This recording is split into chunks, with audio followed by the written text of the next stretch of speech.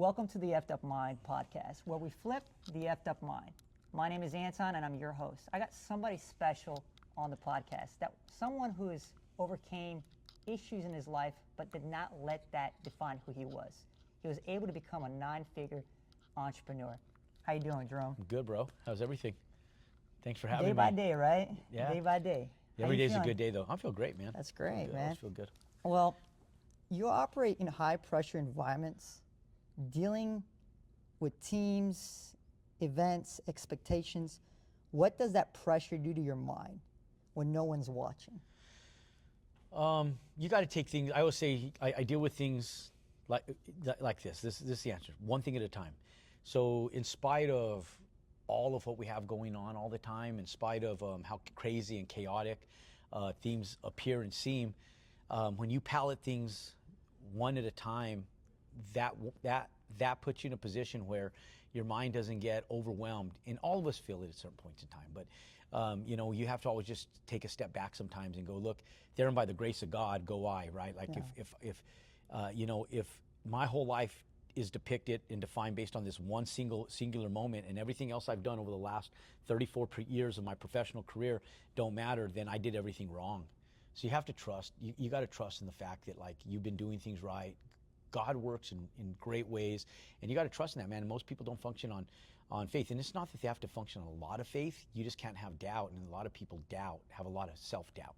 Yeah. And if you have doubt, there's just no faith in your life. The way you think is the way you become. Yeah, 100%. Yeah. People see confidence, self-control. What's the internal dialogue you have to manage daily to stay grounded? From a perspective of just life and how crazy life is, I wouldn't say it's a dialogue. It's a trained behavior. It really is. We were born winners. We really were. God made us perfect, right? But through life, we've been conditioned to lose. We've been set up in school systems that are graded, and if you get lower grades that are not made for 100% of the population, you're degraded to a lower place, right? So, so if you don't fall into the standard of learning that the school system has, you're otherwise demise. So that's a learned condition that you've lost because you're not adequate mentally to the school system. But does that really make you a loser in life, right? And a lot of people, it demises them because it does make them feel that way, right? And then they go and play sports, right? Well, maybe it's not the right sport, and maybe you should be on the chess club or part of student senate or part of a band or playing an instrument. Maybe football and basketball isn't your deal, right? And that should be okay. But we put in these environments in life that we're judged by our peers, we're judged by our parents, we're judged by our teachers, we're judged by everybody around, scholastics. And so we're born to win, but we're conditioned to lose. And that pressure of life otherwise compromises you. And then you think that that's who you are, and it's not. No. That's what society has labeled you as, but that's not the reality who God made you, Yeah. We're really we're all really amazing, and you just have to find what you're really amazing at. And most people never do because they're subjected to the demise of society, what society depicts upon us. What they tell us. Yeah. So it's a learned behavior, man. So the way, what makes, you have to learn it, right? And the only thing that can help you learn that is self-indulgence into positivity, like getting rid of the news, getting rid of negativity, the people in your life that are demising you. Like if you have a teacher that really honestly is demising you, and you're not just a crybaby, because life's gonna be hard. Like, don't go out there and be a little bitch. Like, if life's hard, life's gonna be hard. Like, man up, but don't allow it to define who you are. And when you only allow what you are deserving of allowing into your brain, it's a lot easier to be positive. So the reason if I come off with a lot of confidence, because I'm very protective over what I allow in my brain, and what I allow in my ears and what I'm willing to allow in my ears and come out of my mouth. And so for me, it's been a learned habit. So my whole life surrounds around that. In fact, I'm probably the more positive when things are going bad than I am when things are going good. When things are going good, I'm worried. I'm like, oh shit, what's going to happen? Why are things going so good? Yeah. But you have to push through it, right? Yeah. You just keep pushing through, man. Has success ever amplified your stress instead of reducing it? Oh yeah, man. I mean, when you're going after big shit and you're trying to scale and you're doing stuff, Yeah, I mean, stress is real. You know, you have to learn how to manage it. There's different ways that you manage it. You know, and like for me, it's really honing in on like what's really important, right? Like figuring out, okay, like if I don't do this today, is this going to break everything, right? And if the answer is no, then maybe you just need to take a deep breath and take a step back. If it doesn't affect like the most important things in your life, so I think about my kids and my wife. I think about my family, my parents, my brothers, my family first, right? I think about my faith and my health. And I go, okay, my health is good, yeah. Do a health check. You're like, okay, feel good. I look around, I say, my wife, my son, my daughter, my life. I'm like, my mom, my dad. And I'm like, life's not that bad. I'm like, all's good. Everything checks mark. Both legs are here. Both hands are here. I'm like, okay, cool. And you do just like a systems check sometimes. You're just like, okay, you bring your stress level down. You're just like, okay, I'm working for what reason? Now, all the things in my life that are important to me are here, and I'm putting stress on myself for what reason? None of these other people really care. It's you. Yeah. How do I control this so I can make what's really important important, right? And make them feel it's important. And if I allow stress to demise all of that, then why the fuck am I working? You know, you were saying something earlier, and I started thinking a lot of people's stress tolerance is different, and I think it's because they haven't gone through enough. Yeah. I'm not saying that everybody needs to go through a lot, but it does create that fire inside of you. Yeah. Some people, you know, they have a broken windshield, that is the end of the world. That's trauma for them. But in reality, I think it's just they haven't gone through enough. Yeah. And that doesn't give them that fire. Yeah, yeah. I think you're right. So, I went through so much shit that, yeah, when stuff's so small, like I was coming home from El Paso, driving back up to Santa Fe where I live, and and no one even knew. I hosted a meetup similar to what we're doing today, and semi truck pulling cars pulled right in front of me, going 0 miles an hour when I was going 90 down the interstate on I-25, and I friggin' slammed him and totaled the car. Man, if you looked at that car, you'd be like, you walked away from that, and I was like almost untouched, like a couple scrapes and stuff. And I called my wife, like, hey, just totaled the car. I need you to pick me up about an hour and a half from where we live. And she's like, what happened? And no one knew. I was up in my morning meeting the next day, and everybody. And when I told them like a month later, they were like, what? No one even knew. And I said, well, what do you? And like my camera guy told him, you guys want to see something crazy? And I showed him the picture, and I go, that was yesterday. And he was like, what the fuck? He's like, bro, and you're here? And I said, well, yeah, bro. Like God gave me another day. Like I'm here. Like. Yeah. I'm here. I'm okay. I got a little scrape on my head right here. The airbag jacked me up here a little bit. I'm bruised, purple and blue all the way down right here. My arm's a little sore. Can't do some lateral raises at the gym, but I'm still going to go to the gym today. But what do? Do I sit and sulk? Or do you keep going? Or do you embrace the gift that God gave me? Like, you know what? I could have died in that thing. Like, you know, God gave me another day. Do I dwell on that, or do I just go and do what God? I think that God wants me to do, and He's like, hey, I didn't give you a day to sulk. I gave you a day to live. Yeah. And so I lived through it. And so the next day I woke up and I just went through another day and I lived just like life is supposed to be in my eyes. Yeah. You know, so yeah, so I look at things a little different. I don't dwell. I'm blessed, man. Like in anything, people will dwell on the fact that they totaled a car, and I just go, you know what, God, thank you, man. I'm just blessed. I'm just happy to be here. And let's go. Let's move forward. Let's keep going. Yeah, let's just keep on going, man. That's the only way. Yeah. You lead people who depend on you financially and emotionally. How does that responsibility affect your mental health? I think it's good for my mental health. I think we all feel that we all need to be needed. And I've always said, I know I'm different. I know God built me different. And I've always said this since I was younger, and I know it. I know that I was built different. I think that my tolerance, my pain tolerance, resistance to stuff is different than the average person, for sure. I mean, I went through hell and high water without any mental or financial or physical support from anybody, including my parents. I love my parents. They're good people, man. But this just wasn't their thing, man. And there was life circumstances that were pushed against us when I was a teenager that otherwise depicted the direction that my parents would have probably done different under different circumstances. But I had to choose, do I subject myself to that, or do I migrate and do something different? And I selfishly just did something different, and I selfishly focused on me, and I had to, you know, I was young, and so, you know, God has blessed me with the ability to, in attributes that if I feel like, okay, God put me here for a reason, I don't really know what that reason truly is, But in little moments, I feel like, okay, maybe this is part of like the whole master plan. And since I was blessed with this, and people are leaning on me, it doesn't really stress me out for people. It makes me feel good, actually. I'm like, okay, like fuck, like I'm needed, man. God blessed me with this, and I could change their life. I'm going to utilize it, man. Like I'm going to embrace it, and I'm going to help them. And my wife even asked me, like last night, because you heard that conversation I was just on, and she goes, my son had asked me, why, Dad? Why would you do that? And I said, son, I go, you know what? God blessed me with certain attributes that He didn't bless a lot of people with, and maybe this is my little piece of what God wants me to do, is help these young men and some of these other people in life to do. And I'm not perfect. I'm only going to help them with the areas that I excel in, and the shit that I'm less than perfect in, I'm going to leave that alone and continue my personal self-growth and allow them to self-grow in the areas they need to, and I'm going to help them in the areas that I can. And I think if all of us function in that fashion, we live in a different place. Yeah. So it doesn't stress me out, bro. Gotcha. That stuff doesn't weigh on me. I actually enjoy it. Yeah. Have you ever felt mentally overwhelmed? Yeah, I think all of us at a certain point in time.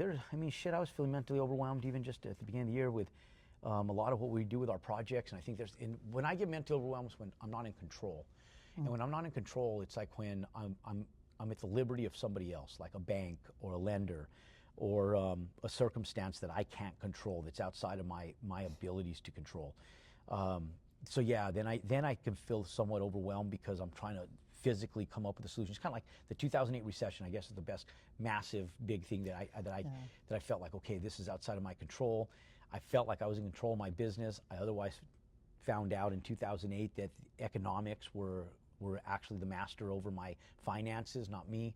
And there was only one thing there's two things I could do: get off my ass every single day and go friggin' work as hard as I friggin' could to try to make shit happen, even if it felt like nothing was moving because the economy wasn't allowing it, and then just put everything else in God's hands. Because I mean, you could only do so much, right? And then at some point in time, I feel sorry for people that don't have faith at all, because I'm like, fuck, that carries me, man.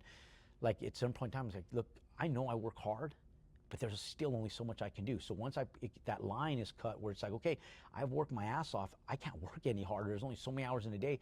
God, everything else is in your hands. I'm putting everything in my life back in your liberty, and I just got to have faith in the fact that God has my back. And at the age of 51 years old, I haven't been let down yet, and I don't believe that He's ever going to let me down. You don't look like it, by the way. So yeah, thanks, man.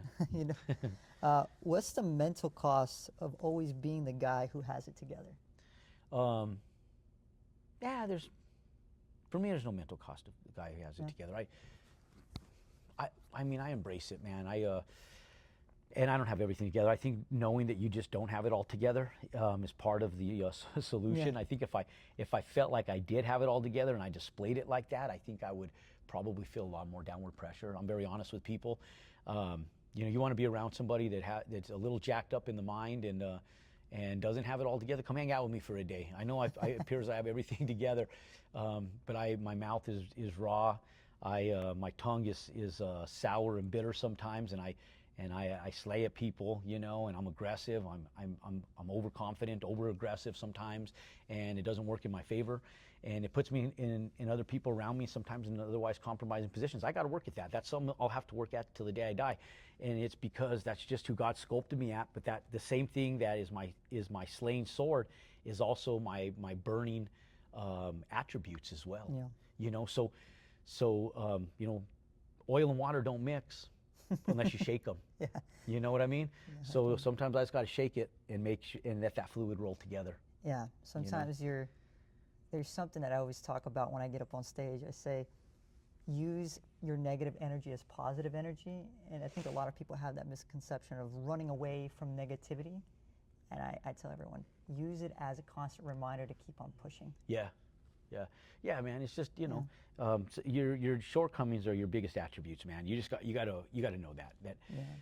And so I just embrace it, man. What my biggest attribute is also my biggest shortcoming, and I'll be the first to tell people I'm less than perfect, man. I'm gonna fuck shit up. I told my wife that when we were getting married. I was like, you sure you want to marry me? I'm pretty jacked up, man. Like are you willing to take all this jacked upness on and live with it? And she was like, yeah. And I was like, okay, let's go. I was more scared because I knew I was jacked up. And what I mean by jacked up, I mean I got it together, but when you run on such high fuel, and you're not less than forgiving, and you're the hardest person you're hard on is yourself. That's going to rub on to other people, and I'm hard on everybody that's around me.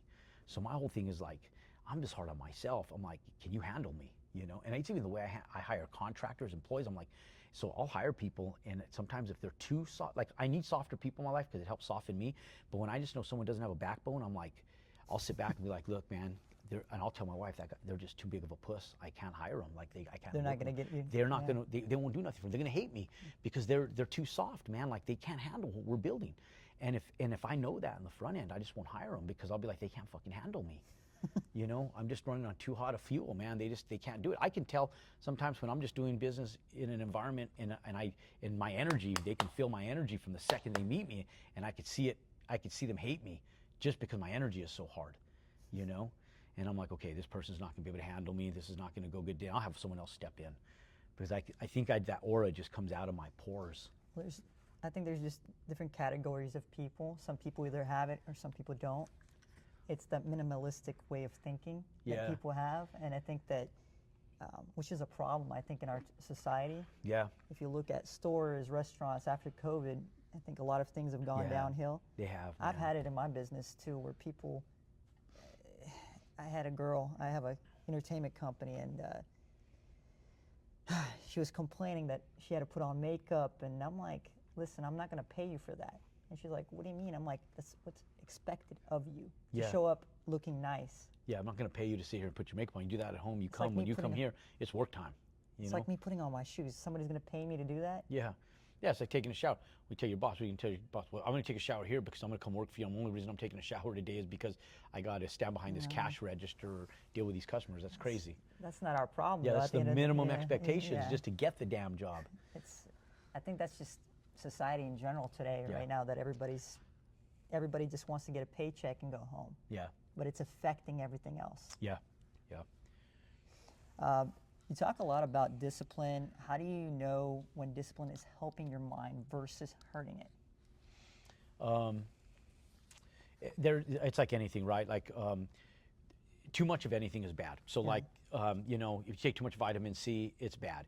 If you eat too many carrots, the creatinine, it's bad.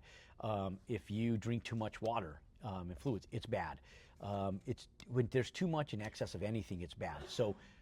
So finding balance in anything you do is important, right? So you have to be able to balance all of it. And I think when you can find balance is when you really thrive. And so it's a matter of being self-aware of when too much is too much and when a little bit more is needed. And so when you run in high fuel all the time, you have to understand that if you do that forever, you're going to experience burnout, or it's going to affect you a long time. So it's everything in life's about balance. Finding that balance, yeah. What mental warning signs What mental warning signs tell you you're pushing too far? Nothing, man. If I'm pushing too far, I know because it's affecting my family, and it's my wife. It's the energy when I walk through the door, and their energy, and their withdrawal from you because they just feel like you're not present is that's my warning sign. And I'm like, okay, I'm doing too much. Like it's affecting home life. So my balance is what's really important, right? It comes down to faith. Does it affect your beliefs and your faith, right? Are you doing things that are less than ethical, that are not balanced, or is it compromising your mental state with your faith? Your family, is your family getting affected by it in a negative way? And then is your fitness and health being affected by it? Yeah.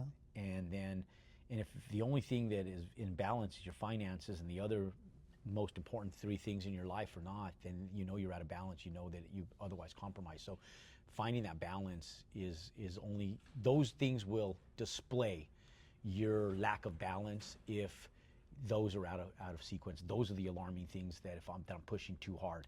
Other than that, I really don't have, those are the main attributes. Was there like ever a moment where you realized mental strength wasn't just grinding harder, but thinking differently? Oh yeah. Yeah, I mean, you learn that from your youth because in the beginning, a lot of times when most people don't come from affluency. So when you don't come from affluency and you're at a place where sweat equity is where you're building from, that's what you lean on. But at some point in time, that sweat equity has to turn into logic, and so you have to think, am I a slave to myself? And a lot of people become a slave to themselves because that's how they start. So there's going to be transitional and growth periods that you have to be aware, and you have to allow yourself to grow, because if you don't, it is going to affect you long term. And you're going to go backwards. Yeah, Right? yeah. Oh yeah. What mental habits did you have to unlearn as you grew into leadership?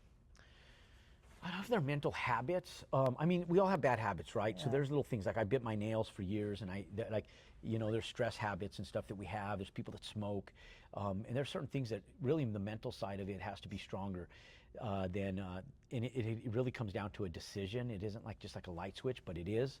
And so making yourself better is just always, it should be a part of everything that you do. And I always say it's like, even with New Year's resolutions, with New Year's just passing, I always tell people, you shouldn't really need a New Year's resolution. Like, you should really be self-aware that there's something not perfect in your life so you can self-improve always.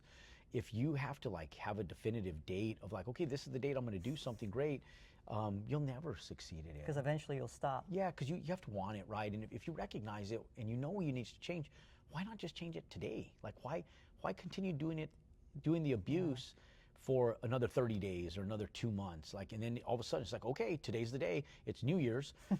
It's like I just feel like, damn, if you know and you're aware, just change it. You know what I mean? I think people that do that, they typically never change. They do Yeah, the same exact thing year after year after year. Yeah, it's the definition of insanity, man. It's doing the exact same thing over and over and over again, expecting a different result. Change is hard, man, for people. You got to embrace change, man. It's never comfortable, but it's needed. But it's needed. Has your definition of mental toughness changed over time? Yeah, and I see it through other people.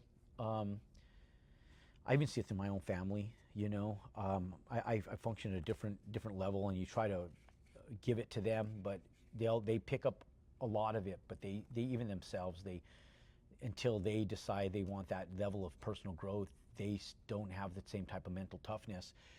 God bless me with that, and in a way that I've embraced it, and that's really all I put in my head. And I can't expect my wife to have the same level of mental toughness that I do. I just have to be that mental toughness when she doesn't have it. Your kids will never have the same level of mental toughness as you do, but you just have to be there for them when they need that level of mental toughness for them. And they're going to get something different and in a different way, and they're going to embrace it, and you're going to embrace it with them. You just, but it is important for you to embrace and work towards the strongest mental toughness you can.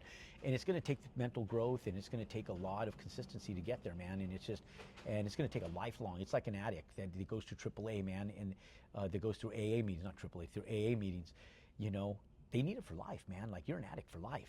Once you try something, you want to. Yeah, man. Like, my brother went through that, and we've supported. And it's like, when things get tough, I tell him, man, you got to get back at it, man. Like, you got to be consistent at it. Like, when things aren't going right, and my mental toughness or things aren't right, I say, okay, I got to indulge again. I got to indulge in what got me here, allowed me to get here, right? And that's important. Awareness is big. Awareness is very important. Yeah. Yeah. How do you protect your mindset when people are watching everything you do? I don't care. I don't give a fuck what people watch. I don't fucking care. Like, I stopped caring what people think about me a long time ago, man. That's the biggest thing, man. I always tell people, if there was like a facade in front of you and no one could see you fail, would you perform at a different level? Would you try things you wouldn't normally try? People were afraid of getting judged. I was judged my whole life as a kid, as an athlete, as in reading. I couldn't read. I was dyslexic. Teachers were nasty to me just because I couldn't read. So you become. I was that kid that became a brat in school because I'd rather get in trouble than be embarrassed and demised because I couldn't friggin' read or put in a corner, And so I stopped caring what people thought a long time ago. I don't give a fuck what anybody thinks. I'm gonna be me because I'm a good person, and I know that. I know I'm a good person. I might have a sharp tongue. I might run on a different level of fuel, and I might be a little harder on people, but I'm no harder on them than I am on myself. I don't hurt nobody. I don't lie, cheat, steal, or try to compromise anybody. So even if I come at you where you feel like I'm too strong, too aggressive, too much, too whatever, I don't come from a place of wanting to hurt or demise anybody. If you're being a puss, I'm going to tell you you're being a puss, because if I was being a puss, I'm going to tell myself that I'm being weak. And so none of my nothing that comes out of my mouth comes from a place of hate or demise or belittling. It comes from a place of wanting better, right? And so I don't fucking care what anybody thinks. I don't give a shit. I look around my house and I go, as long as these people in my house love me, my wife, my kids, and they know me, that's all I care about. It's so crazy. I think the people that keep silent actually don't care about those people. It could be friends, family, people that actually say something that could offend the other person. Yeah. You're actually speaking out of care, right? Because you love that person. You want them to do well physically, mentally, psychologically. But if you don't say anything and you keep your mouth shut, and let's say that person is gaining weight and becoming overweight, you're actually contributing to that bad habit. Yeah, yeah. And I mean, like, my thing is like I don't get a lot of hate online because I think people know I don't fucking care. And the hate that I get are people that really don't know me online. And then with the hate that I get, my kids and I will all sit around a couch and we'll look at all the hate stuff that comes in, like on TikTok's crazy. And we laugh, man. We sit there and like, look what they said about Daddy. And we'll sit there and they'll read it, the comments, and where people get hurt, we'll sit there and we all laugh about it, you know? And when you're at a place where you're that confident in what you do and you know who you are, and you could stand and you could sit with your kids and sit and joke about 300 comments that are all negative about you on TikTok, because you really don't care. You look at their profile, you're like, you shouldn't care anyways, because most of them, are 99.9% of them are losers, and it's them that have a bigger problem, and you realize that. I'm not here to be judged, man. I got one person judging me. That man's upstairs. And as long as I'm doing right by him, and I already know I do stuff that I need to fix and I always need to be better at, but I don't care. My family, my faith, everybody else, man, I love you, I'll help you. But as soon as you think I'm too much for you, goodbye. I don't care what you think. You're going to demise me. It doesn't matter to me. You can say whatever you want, because I know who I am as a person, you know. I know who I am, I know what I stand for, and I know where I'm going, I know what I do, and I know how much I put into everything. I can give a fuck less what anybody else thinks about me. That's awesome. Yeah, we all got to learn from that. It's hard, man. That's a hard one. No, it's not easy. That's a hard one. I make it sound easier than it is, but it comes from a place of being demised so much when I was younger that you finally just get to a place where you're like, fuck it, I don't care. Yeah. I'm just going to go do for me. I'm going to do for the people I love, and everybody who embraces it around me, God bless them. I'm going to help you as well. And for everybody else, I don't fucking care. You know what I learned? When people hate, that means you're doing something right. That's right, yeah. And I've noticed, even with my social media, I've noticed the people that hate on my content, it grows that much more. Yeah, man. man. Wow, I was like, you guys are supporting me. You're rubbing friction, man. You're supporting me. We ready? Yeah. Yeah. So, I'll take little pictures. What happens to leaders mentally when they don't take care of themselves? They're not leaders. When they don't take care of them, they're not a leader. They were never a leader. No. They were never a leader. Like, I mean, if they may call themselves a leader, but you're not a leader if you don't take care of yourself. If you can't take care of you first, how the fuck are you going to lead anybody else? You can't lead anybody else. You're never a leader. So if a leader that doesn't take care of himself is never a leader. No. Leaders take care of themselves. Yeah. How